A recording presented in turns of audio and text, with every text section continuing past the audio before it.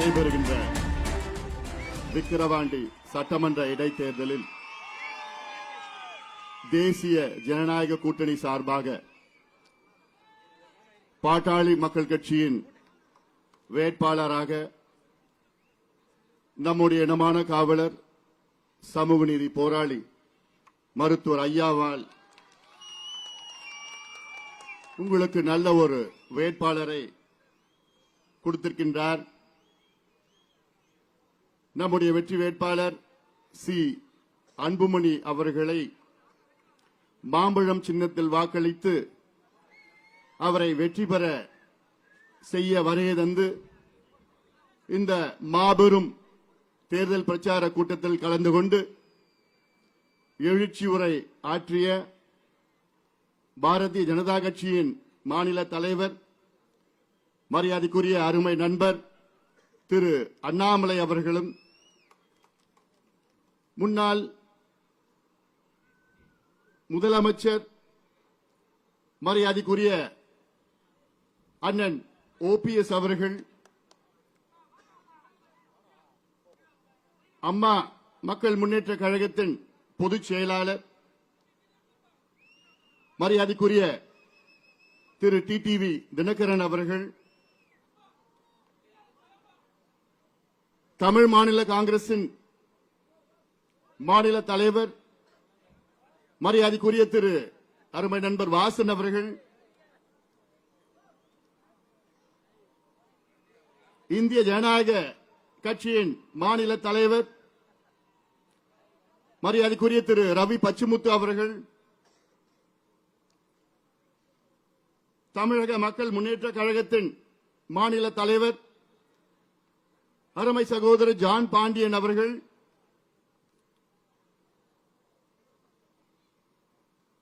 நம்ம எல்லோரும் அன்போடு வரவேற்ற பாட்டாளி மக்கள் கட்சியின் கௌரவ தலைவர் சட்டமன்ற உறுப்பினர் தியாக செம்மல் திரு ஜி கே மணி அவர்கள்,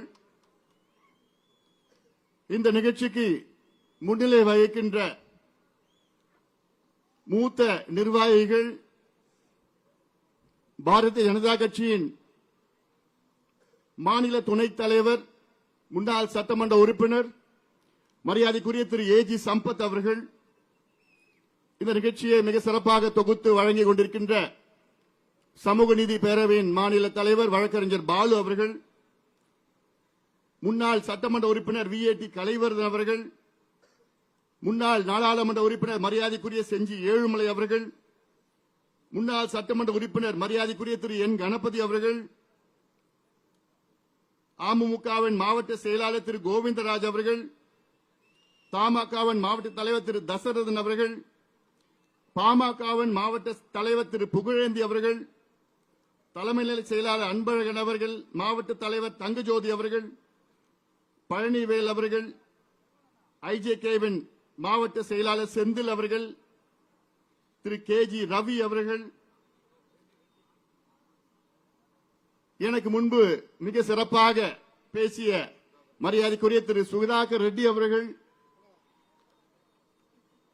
பாட்டாளி மக்கள் கட்சியின் மாவட்ட செயலாளர் சட்டமன்ற உறுப்பினர் என்னுடைய அருமை தம்பி சிவகுமார் அவர்கள் மற்றும் மேடையில் இருக்கின்ற அனைத்து தேசிய ஜனநாயக கூட்டணியின் நிர்வாகிகள், குறிப்பாக பாட்டாளி மக்கள் கட்சியின் சட்டமன்ற உறுப்பினர்கள், முன்னாள் உறுப்பினர்கள், முன்னாள் நாடாளுமன்ற உறுப்பினர்கள், முன்னாள் அமைச்சர்கள்,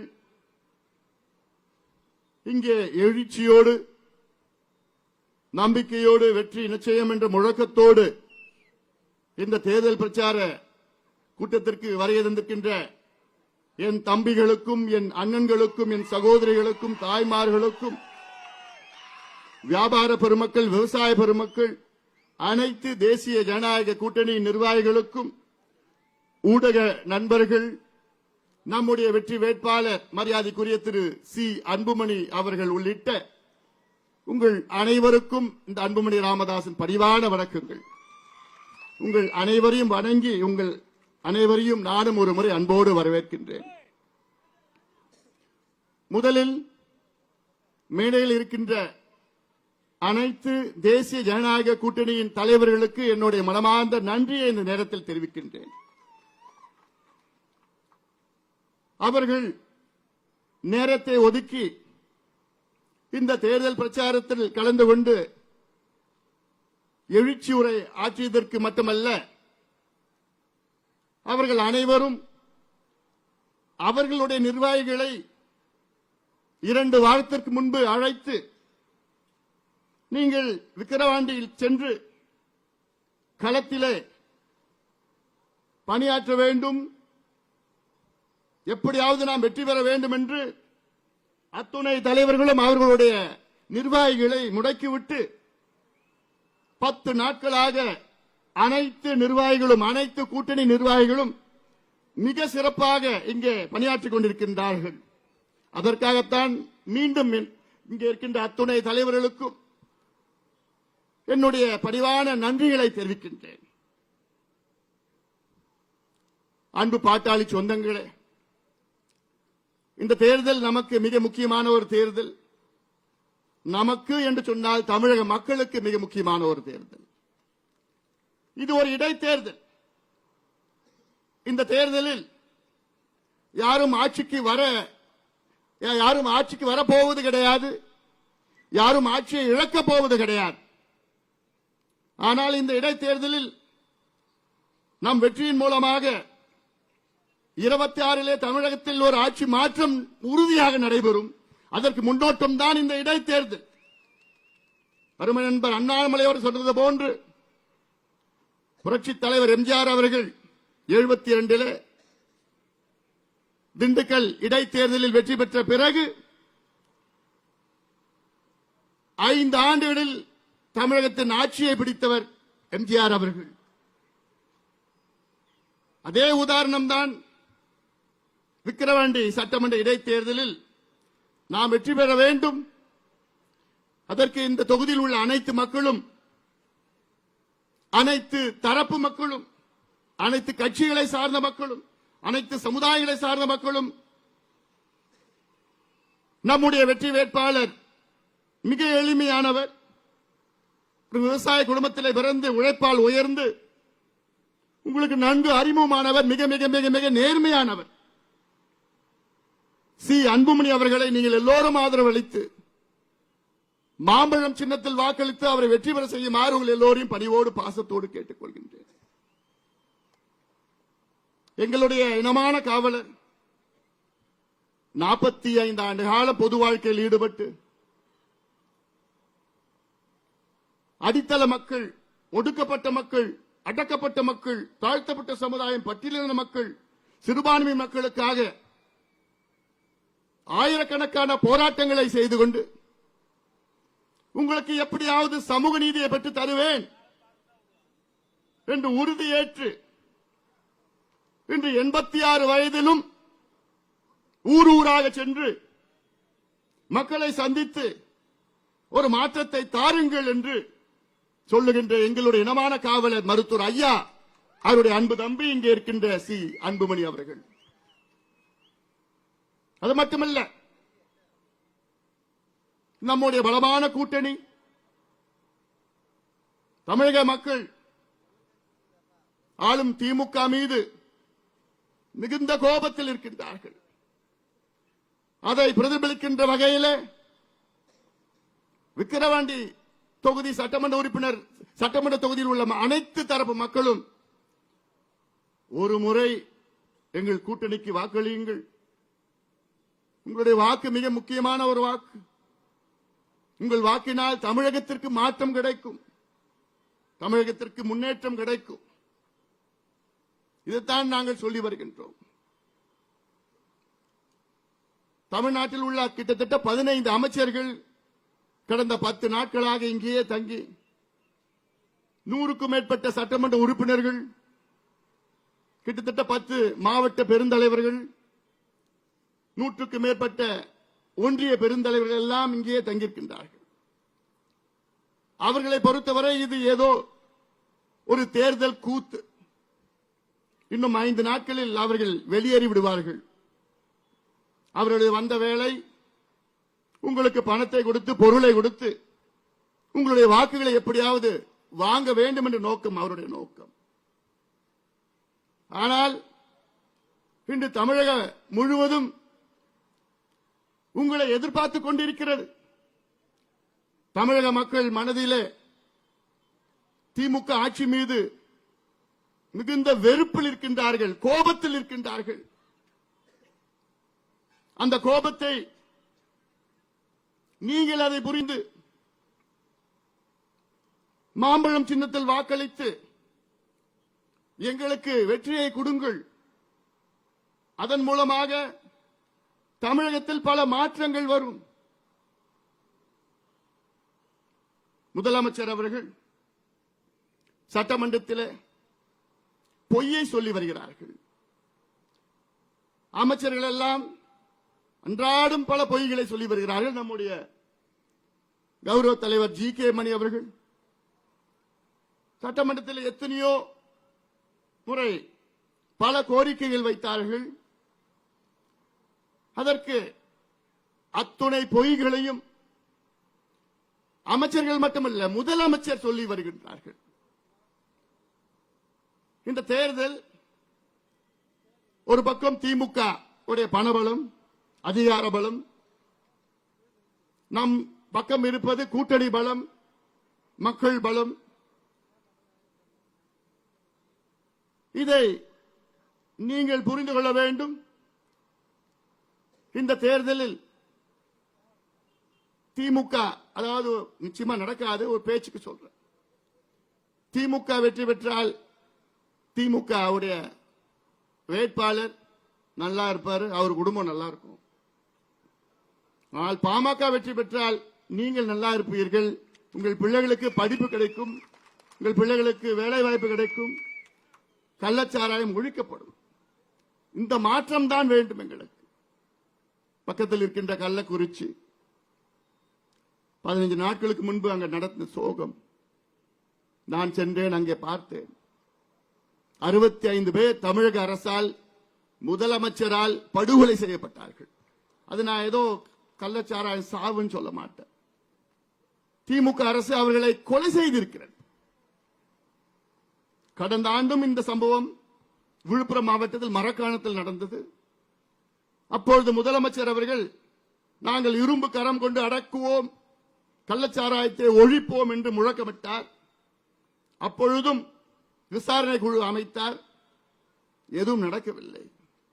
மீண்டும் கள்ளக்குறிச்சி மாவட்டத்தில் இந்த ஆண்டு நடைபெற்றது. அது மட்டுமல்ல, நேற்று திருவெண்ணநல்லூர் பகுதியில் டி குமாரமங்கலம் என்ற கிராமத்தில் கள்ளச்சாராயம் அருந்தி ஒரு பெரியவர் இறந்து விட்டார். 2 மருத்துவமனையில் அனுமதிக்கப்பட்டிருக்கின்றார். நேற்று நடந்த சம்பவம் இது.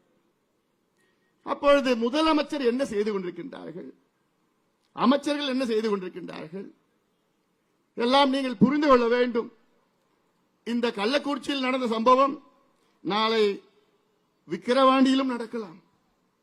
அதை தடுத்து நிறுத்த வேண்டும் என்றால் இந்த தொகுதியில் உள்ள அனைத்து மக்களும், கட்சியெல்லாம் பார்க்காதீங்க, ஜாதி மதம் இனம் எதுவும் பார்க்காதீங்க, உங்களுடைய வாக்குகளை, உங்களுடைய கோபத்தை வெளிப்படுத்துங்கள். உங்களிடம் மிகப்பெரிய ஒரு ஆயுதம் இருக்கிறது. அந்த ஆயுதம் தான் வாக்கு, ஓட்.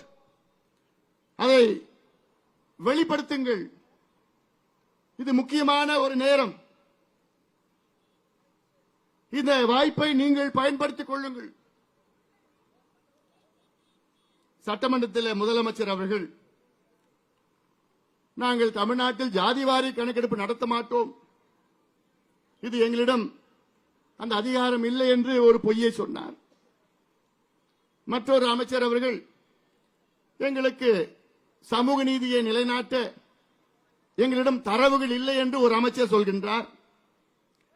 மற்றொரு அமைச்சர் தரவுகள் இருக்கிறது, ஆனால் உங்களுக்கு நான் இடஒதுக்கீடு கொடுக்க முடியாது என்று சொல்கிறார். இன்னொரு அமைச்சர் தமிழ்நாட்டில் டாஸ்மார்க் சரக்கிலே கிக்கு கிடையாது என்று ஒரு அமைச்சர் பேசுகிறார். இப்படியெல்லாம் சட்டமன்றத்தை கேலியாக, ஒரு கேலி கூடாரமாக மாற்றியிருக்கின்றார்கள் திமுகவை சார்ந்தவர்கள் எல்லாம். இதை நீங்கள் புரிந்து கொள்ள வேண்டும். கள்ளக்குறிச்சியில் 65 பேர் இறந்தார்கள். இந்த முதலமைச்சர் அங்கே இன்று வரை வரவில்லை. இது தேர்தல் பிரச்சாரம். இந்த தேர்தல் பிரச்சாரத்துக்கு முதலமைச்சர் வருவாரா என்று எனக்கு சந்தேகம். அப்படி வந்தாலும் உங்களுக்கு பொய்யான வாக்குறுதிகளை கொடுப்பார்கள். காரணம், திமுக என்றால் பொய்யான வாக்குறுதிகள் அவர்களுடைய டிஎன்ஏ இருக்கிறது. பொய்யை சொல்லி உங்களை ஏமாற்றி உங்கள் வாக்குகளை பெறுவார்கள். தேர்தல் முடிந்தவுடன் அதை உங்களை ஏமாற்றி விடுவார்கள். இது பலமுறை நான் உங்களுக்கு சொல்லியிருக்கின்றேன். ஏன் இந்த விக்கிரவாண்டி கடந்த இடைத்தேர்தலிலும் முதலமைச்சர் அவர்கள், இன்றைய முதலமைச்சர்கள், அன்றைய எதிர்க்கட்சி தலைவர் இந்த தொகுதியிலே பல வாக்குறுதிகளை கொடுத்தார்கள். நான் உள் ஒதுக்கீடு கொடுப்பேன் என்று வாக்குறுதி கொடுத்தார். நாங்கள் ஆட்சிக்கு வந்தவுடன் நந்தான் கால்வாய் திட்டத்தை நாங்கள் நிறைவேற்றுவோம் என்று இன்னொரு வாக்குறுதி கொடுத்தார்கள். இப்படியெல்லாம் பல பொய்யான வாக்குறுதிகளை கொடுத்து இவர்கள் தொடர்ந்து தேர்தலில் அடுத்தடுத்தாக வெற்றி பெற்றுக் கொண்டிருக்கின்றார்கள். அதற்கு ஒரு தடையாக நீங்கள் இருக்க வேண்டும். பெரியோர்களே, தாய்மார்களே, அன்பு பாட்டாளி சொந்தங்களே, இது மீண்டும் சொல்கின்றேன், இது முக்கியமான ஒரு நேரம். இன்று காலை கூட நான் ஒரு பேட்டி கொடுத்தேன். அந்த பேட்டியிலே நான் சொல்லியிருக்கின்றேன், தமிழ்நாட்டில் சமூக நீதிக்கு ஒரு ஆபத்து வந்திருக்கிறது. தமிழ்நாட்டில் 69 விழுக்காடு இடஒதுக்கீட்டுக்கு ஒரு பேர் ஆபத்து வந்திருக்கிறது. என்ன ஆபத்து என்றால்,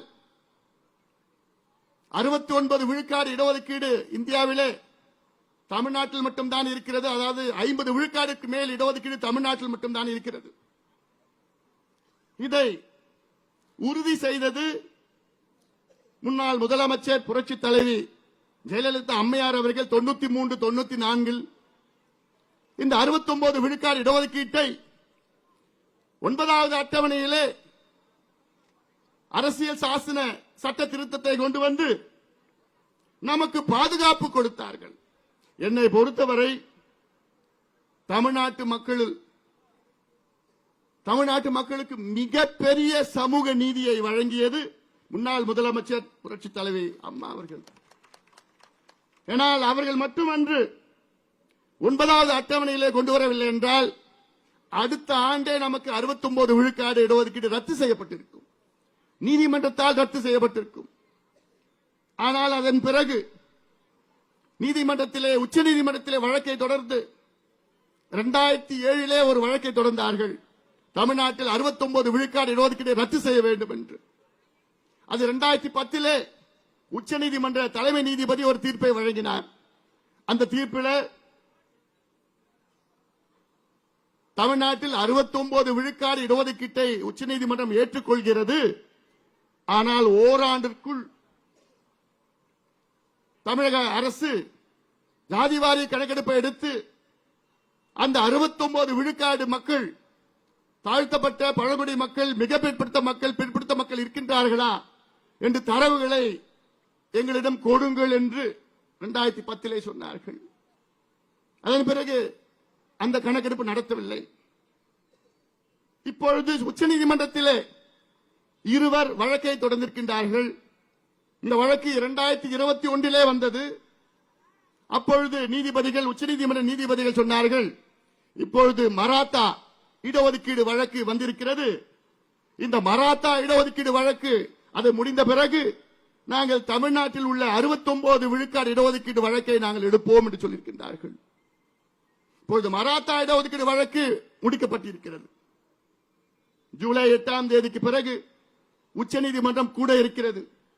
அதன் பிறகு தமிழ்நாட்டில் உள்ள 69 விழுக்காடு இடஒதுக்கீடு வழக்கு உச்சநீதிமன்றத்திலே வர இருக்கிறது. அப்பொழுது நீதிபதிகள் கேள்வி கேட்பார்கள், தரவுகள் இருக்கிறதா?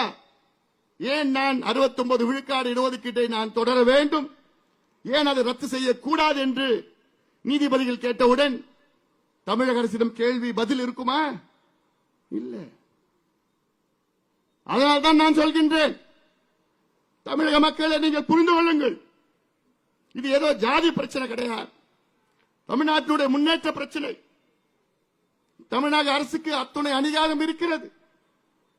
ஆனால் எங்களுக்கு அதிகாரம் இல்லை, மத்திய அரசு தான் இருக்கிறது என்று.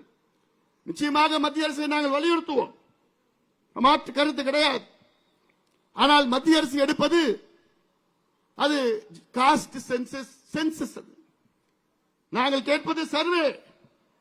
இந்தியன் ஸ்டாட்டிஸ்டிக்கல் ஆக்ட் 2008 படி நாங்கள் கேட்பது சர்வே எடுங்கள். சென்சஸ் என்பது ஒரு மேக்ரோ லெவல். ஒவ்வொரு சமுதாயம் எவ்வளவு தலை எண்ணிக்கை மட்டும் எடுப்பார்கள். சர்வே என்பது அந்த ஒவ்வொரு சமுதாயம் எந்த நிலையில் இருக்கின்றார்கள்.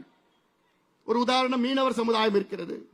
அந்த மீனவர் சமுதாயம் எந்த நிலையில் இருக்கின்றார்கள், அவர்களுக்கு வீடு இருக்கிறதா, குடிசையில் இருக்கின்றார்களா, வீட்டில் கழிப்பறைகள் இருக்கிறதா, வீட்டில் எத்தனை பட்டதாரிகள் இருக்கின்றார்கள், எத்தனை பேர் அரசு வேலை செய்கின்றார்கள், அவர்களுக்கு படகுகள் இருக்கிறதா, வலைகள் இருக்கிறதா, வருமானம் எவ்வளவு என்றெல்லாம் கணக்கெடுப்பார்கள். இது மைக்ரோ லெவல் அசஸ்மெண்ட்.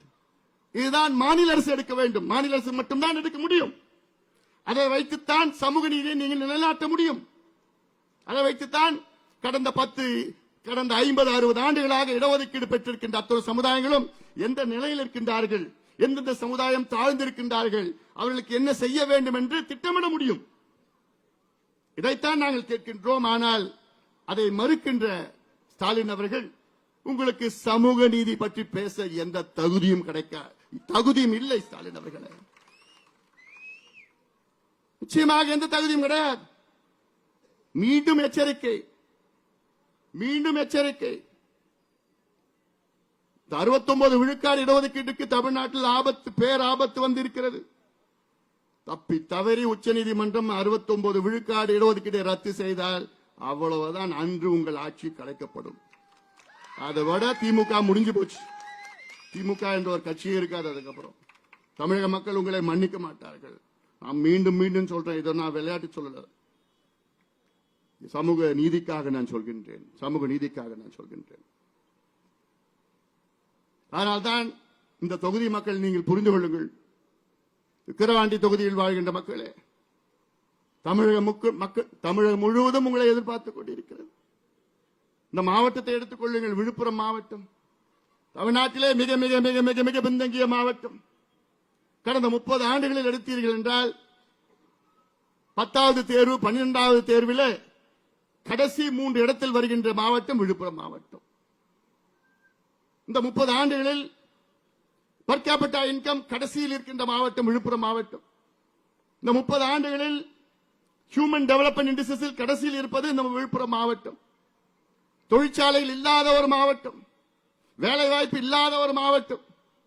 ஆனால் ஒன்றிலே முதலிடத்தில் இருக்கிறது, டாஸ்மார்க் விற்பனையில். டாஸ்மார்க் விற்பனையிலே முதலில் இருக்கிற மாவட்டம் விழுப்புரம் மாவட்டம். கல்வியிலே கடைசியில் இருக்கின்ற மாவட்டம் விழுப்புரம் மாவட்டம். குடிசையிலே அதிகமாக இருக்கின்ற மாவட்டம் விழுப்புரம் மாவட்டம். இதுதான் வளர்ச்சியா? இந்த மாவட்டத்தில் உள்ள விக்கிரவாண்டி தொகுதி இருக்கிறது, அது இன்னும் மோசமாக இருக்கிறது. எத்தனை அமைச்சர்கள் வந்தீர்கள்? இதற்கு முன்பு இருந்த சட்டமன்ற உறுப்பினர் திமுகவை சார்ந்தவர். இந்த தொகுதிக்கு ஏதாவது செய்தார்களா? இல்லை. தொகுதி மக்களுடைய நீண்டகால கோரிக்கை, இந்த மாவட்ட மக்களுடைய நீண்டகால கோரிக்கை நந்தன் கால்வாய் திட்டம். நம்முடைய ஏஜி சம்பத் அவர்கள் இருக்கின்றார். அவருடைய தந்தை ஏஜி கோவிந்தசாமி அவர்கள், அவர்தான் திமுகவுக்கு இந்த உதயசூரியன் சின்னத்தை கொடுத்தார்கள். அந்த சின்னத்தை பறித்து அவரை வெளியேற்றி விட்டார்கள். அதுதான் திமுக. பிறகு ஏஜி சம்பத் அவர்களையும் வெளியேற்றி விட்டார்கள். அவருடைய தந்தை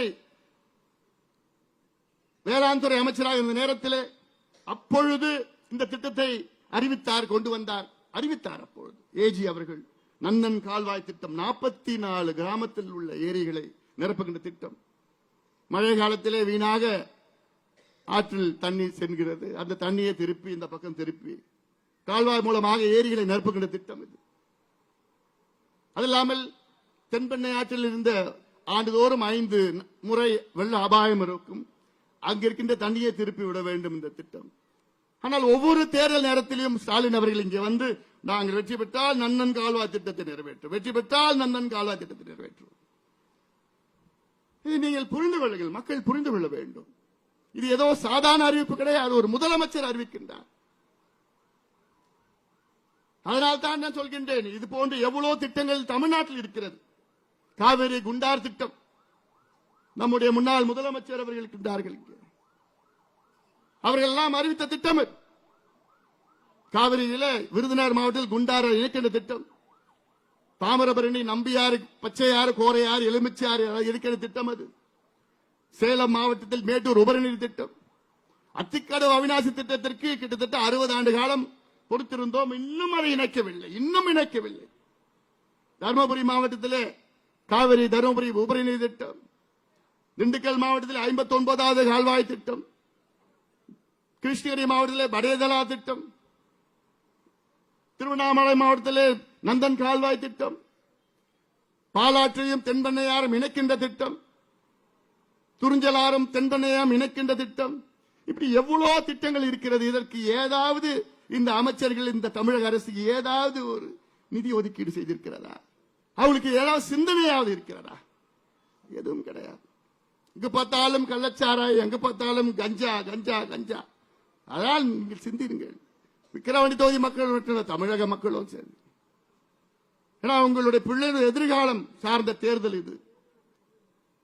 ஒரு பக்கம் 3 தலைமுறைகளை நாசப்படுத்தி விட்டார்கள். 3 தலைமுறைகள் மதுவை கொடுத்து இன்று தமிழ்நாட்டில் உள்ள இளைஞர்கள் மது அவர்கள் ரத்தத்தில் இல்லாமல் இருக்க முடியாத சூழல்.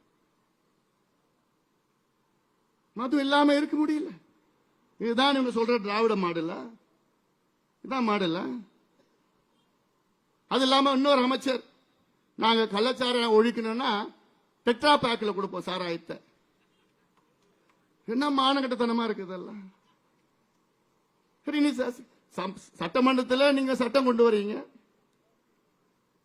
கள்ளச்சாராயம் அதை ஒழிப்பதற்கு ஆயுள் தண்டனை, அது விட்டார்கள் என்றால் ஆயுள் தண்டனை கொடுப்போம், 10 லட்சம் அபராதம் சொல்லியிருக்கிறேன். பிறகு அந்த சட்டத்தின் மீது உங்களுக்கு நம்பிக்கை இல்லையா? சாராயத்தை நீங்க டெட்ரா பேக்ல கொண்டு வர. இப்ப நேத்து பாத்தீங்கன்னா சாராயத்தை பிளாஸ்டிக் பாட்டில் 100 ml. மதுவிலக்குத்துறை அமைச்சர் அதோட அர்த்தம் புரியல அவருக்கு. மது விலக்கு என்றால் மதுவை படிப்படியாக குறைப்பது அல்லது மதுவை ஒழிப்பது. ஆனால் நம் தமிழ்நாட்டில் உள்ள மதுவிலக்குத்துறை அமைச்சர் என்பது மதுவை திணிக்கிற ஒரு அமைச்சராக இருக்கின்றார்கள். கேவலம் இந்த சாராயத்தை விட்டு தான் அவங்க ஆட்சி செய்யணுமா? இதுதான் உங்களுடைய நிர்வாக திறமையா?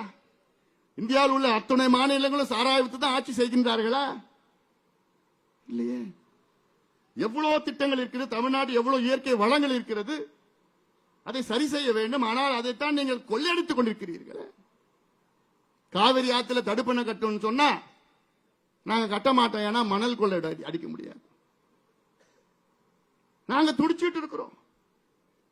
காலநிலை மாற்றம், பருவநிலை மாற்றம், கிளைமேட் சேஞ்ச், குளோபல் வார்மிங் என்று சொல்லி சொல்லி சொல்லி அழுத்து போச்சு எங்களுக்கு. வருகின்ற மழை காலத்திலே தண்ணீரை மிச்சப்படுத்துங்கள், சேமியுங்கள், அதற்கு தடுப்பணை கட்டுங்கள். தடுப்பணை கட்டினா மணல் எடுக்க முடியாது, மணல் கொள்ளை அடிக்க முடியாது. அதுக்காக தடுப்பணை கட்ட மாட்டோம். இதெல்லாம் தொடர்ந்து சொல்லுகின்ற தமிழக அரசுக்கு ஒரு பாடத்தை நீங்கள் புகட்ட வேண்டும். நம்முடைய அருமை நண்பர் அண்ணாமலை அவர்கள் சொன்னது போன்று, நம் தலைவர்கள் எல்லாம் சொன்னது போன்று, தெரு தெருவாக அங்கே அமைச்சர்களும் சரி, ஆளும் கட்சியை சார்ந்த சட்டமன்ற உறுப்பினர்கள், அவர் கட்சிக்காரர்கள் எல்லாம் இருக்கின்றார்கள். காவல்துறைக்கு என்னுடைய வேண்டுகோள், நாங்களும் பொறுத்து பார்த்தோம். எங்க பொறுமைக்கும் எல்லாம் இருக்கிறது. சட்டத்தை நாங்கள் மதிக்கின்றவர்கள். என் தம்பிகளை ஓரளவு கட்டுப்படுத்த முடியும் என்னால.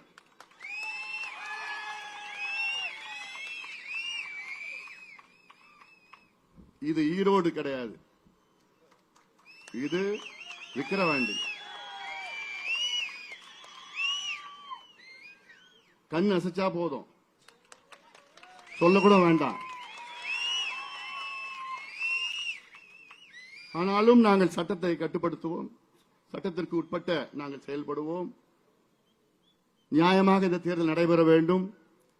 தமிழ்நாட்டில் பஞ்சாயத்து தேர்தல் கூட நியாயமா நடக்கும். ஆனா இந்த விக்கிரவாண்டி சட்டமன்ற தேர்தலில் அதை விட மோசமா, ரொம்ப மோசமா. இங்க தேர்தல் அதிகாரின்னு ஒருத்தர் இருக்கிறார், அவர் எங்க இருக்கிறான்னு யாருக்கும் தெரியல. டிஆர்ஓ, ஒரு டிஆர்ஓ தேர்தல் அதிகாரியா போட்டா அமைச்சர் வந்தோன்னு செல்யூட் அடிக்கிறாரு. ஏன் எம்எல்ஏ போனாலே செல்யூட் அடிக்கிறாரு. இவர் என்னத்த தேர்தலில் நடத்த முடியும்? நாங்க அன்னைக்கு ஐயா கூட்டத்துக்கு வராரு, ஐயா கூட்டத்துக்கு வந்த சிந்தாமணிக்கு போறாரு. அங்க பார்த்தா திமுக காரங்க 4 மணிக்கு பெண்கள் இங்க வந்தீங்கன்னா உங்களுக்கு எல்லாருக்கும் 2000 ரூபாய் கிடைக்கும். ஐயா கூட்டத்துக்கு யாரும் போக கூடாதான். அங்க போகாம இங்க யாராவது வந்து 2000 ரூபாய் பெண்களுக்கு கொடுப்போம்னு இப்படி பணத்தை வைத்து அநியாயம் செய்து கொண்டிருக்கின்றார்கள். நாளைக்கு என்ன செய்வாங்க அதுவும் ஞாபகம் வச்சுக்கோங்க. நாளைக்கு உங்களுடைய பெண் பிள்ளைகளை அடைச்சி வச்சு நீங்க திமுக ஓட்டு போடலன்னா அவங்க பொண்ணு பிள்ளைகளை அடைச்சி வச்சு போய் ஏதாவது செஞ்சிடுவோம்னு மிரட்டுவாங்க. அந்த நிலைக்கும் அடுத்த தேர்தலில் போவாங்க. அது நடக்கும். அதனால அவங்க காசு கொடுத்தானா நீ போயிடாதீங்க. அதை எப்படி உடைக்க முடியும்னு பண்ண முடியும். ஆனா நாங்களும் காவல்துறைக்கு நாங்க கம்ப்ளைண்ட் கொடுக்கிறோம். எத்தனை புகார் கொடுத்துட்டு இருக்கிறோம். நடவடிக்கை எடுக்கலன்னா அதுக்கப்புறம் ஒன்னும் செய்ய முடியாது. நாங்களும் பார்த்துப்போம். அதனால இது எல்லாம் சிந்தித்து பாருங்கள். தேர்தல் எங்களுக்கு நியாயமா நடக்கணும்.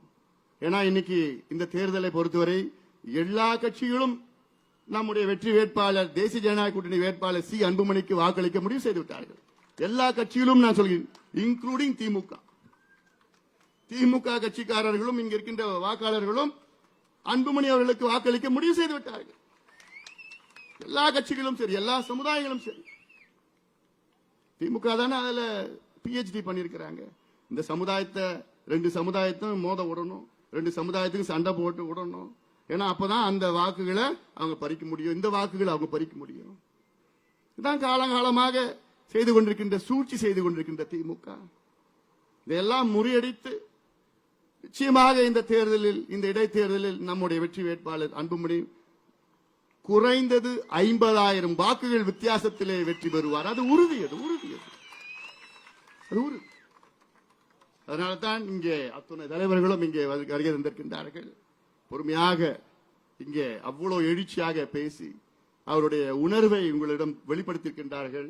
அவருடைய உணர்வை நீங்கள் மதித்து இந்த தொகுதியில் உள்ள அத்துணை வாக்காளர்களும் தேசிய ஜனநாயக கூட்டணியின் வெற்றி வேட்பாளர் சி அன்புமணி அவர்களை மாம்பழம் சின்னத்தில் வாக்களித்து அவரை வெற்றி பெற செய்யுமாறு உங்கள் எல்லோரும் பணிவோடு பாசத்தோடு கேட்டுக்கொண்டு நன்றியோடு அமர்கின்றேன். வணக்கம்.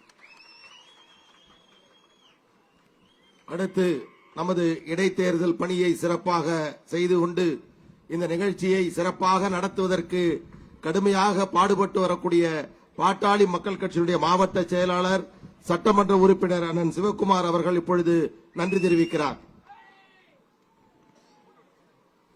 நடைபெறுகின்ற விக்கிரவாண்டி சட்டமன்ற இடைத்தேர்தலில் தேசிய ஜனநாயக கூட்டணியின் சமூக நீதி காவலர் மருத்துவ ஆசி பெற்ற வேட்பாளர் சி அன்புமணி அவர்களின் நடைபெறுகின்ற பிரச்சார பொதுக்கூட்டத்துக்கு தலைமை தாங்கி நடத்தி கொண்டிருக்கும் தலைவர் இளம் போராளி 108 நாயகர் உலக அளவில் 5 தேசிய விருது பெற்ற இளம் போராளி மருத்துவ சின்னையா அவர்களே, இந்த நிகழ்ச்சியில் எல்லாரையும் வரவேற்புரையாற்றிய தேகச்சம்மல் சட்டமன்ற குழு தலைவர் அண்ணன் GK மணி அவர்களே, முன்னிலை வைக்கக்கூடிய முன்னாள் சட்டமன்ற உறுப்பினர் அண்ணன் AG சம்பத் அவர்களே, வழக்கறிஞர் K பாலு அவர்களே, முன்னாள் சட்டமன்ற உறுப்பினர் VAT கலிவர்தன் அவர்களே, முன்னாள் நாடாளுமன்ற உறுப்பினர் அண்ணன் செஞ்சி ஏழுமலை அவர்களே, முன்னாள் சட்டமன்ற உறுப்பினர் அண்ணன் கணபதி அவர்களே, அமமுக மாவட்ட செயலாளர் அருமை அண்ணன் கோவிந்தராஜ் அவர்களே, தமாக மாவட்ட தலைவர் அருமை அண்ணன் தசராதன் அவர்களே, பாட்டாளி மக்கள் கட்சி மாவட்ட தலைவர் அருமை சகோதரர் புகழேந்தி அவர்களே, தலைமை நிலை செயலாளர் அருமை அண்ணன் அன்பழகன் அவர்களே, ஒருங்கிணைந்த மாவட்ட அமைப்பு செயலாளர் அருமை சகோதரர் பழனிவேல் அவர்களே, IJK மாவட்ட தலைவர் அருமை அண்ணன் செந்தில் அவர்களே, இந்த நிகழ்ச்சியில் கலந்து கொண்டு சிறப்பாக உங்களிடம் பார்க்கின்ற பாரதிய ஜனதா மாநில தலைவர் அருமை அண்ணன் அண்ணாமலை அவர்களே, முன்னாள் முதலமைச்சர் அருமை அண்ணன் OPS அவர்களே, சொல்லின் செல்வன் அண்ணன் TTV தினகரன் அவர்களே, மக்கள் தலைவர் அண்ணன் GK வாசன் அவர்களே, IJK மாநில தலைவர் அருமை அண்ணன் ரவி பச்சிமுத்து அவர்களே, இந்த நிகழ்ச்சியில் கலந்து கொண்டு நல்லவர் கருத்து வழங்கிய அண்ணன் ஜான் பாண்டியன் அவர்களே, உள்ளிட்ட சட்டமன்ற உறுப்பினர் அண்ணன் அருளான அவர்களே, வெங்கடேசன் அவர்களே, சதாசிவம் அவர்களே, முன்னாள் சட்டமன்ற உறுப்பினர்களே, தேசிய ஜனநாயக கூட்டணி சேர்ந்த அனைத்து விக்கிரவாண்டி நிர்வாகிகளுக்கு நன்றி. ஊடக செய்தியாளர் உள்ளிட்ட ஊடக பிரிவை சேர்ந்தவர்களே, பாதுகாப்பு கொடுக்க தவறினாலும் பாதுகாப்பு கொடுத்துக் கொண்டிருக்கும் காவல்துறை அவர்களே, இந்த பகுதியைச் சேர்ந்த வியாபாரி பெருமக்களே, என் உயிரினும் மேலான தேசிய ஜனநாயக கூட்டணி சேர்ந்த அனைத்து கூட்டணி மாநில மாவட்ட ஒன்றிய நகர பேரூர் கழக செயலாளர்கள் எனது மனமாற நன்றி. இந்த நிகழ்ச்சி சிறப்பாக ஏற்பாடு செய்த அனைத்து ஒன்றிய செயலாளர், அன்றைய ஒன்றிய வெளியூர் பொறுப்பாளர், உள்ளூர் பொறுப்பாளர் உள்ளிட்ட அனைவருக்கும் எனது நன்றி. வணக்கம்.